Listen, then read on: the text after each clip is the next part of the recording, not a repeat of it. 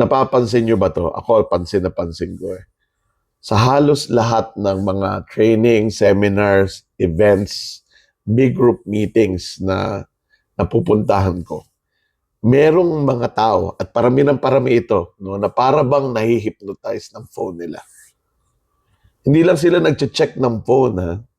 They scroll endlessly, nag-chat, nagsusulat ng emails, nagsisend ng emails habang may taong nagsasalita sa harapan nila or making an effort to communicate with them. I'm almost tempted to say na nagmo-multitask sila habang nakikinig.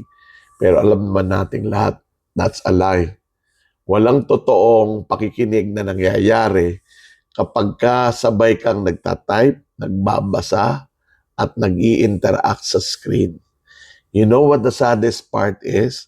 Marami sa mga event na to na pinupuntahan ko ay para sa mga HR, L&D practitioners, managers, leaders, mga taong inaasahan natin na mag-model ng respect, professionalism, at presence. So I have to ask, kailan pa naging normal na bastusin ang mga taong kausap mo na nagsasalita sa harap natin trying to reach out to us? Kailan natin tinanggap na okay lang maging physically present pero mentally absent?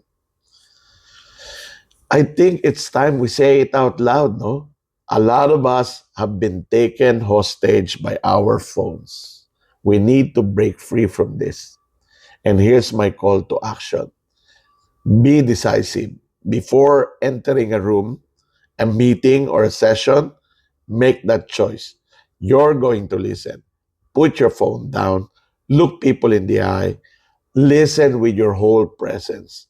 Because that's what respect looks like. Because courtesy is a leadership trait.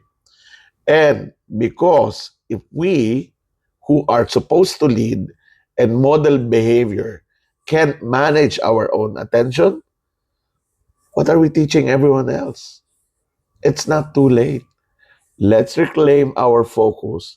Let's choose to be fully present. Because no phone, kahit gano'ng paka-smart or gano'ng paka-global yan, should make us look less human.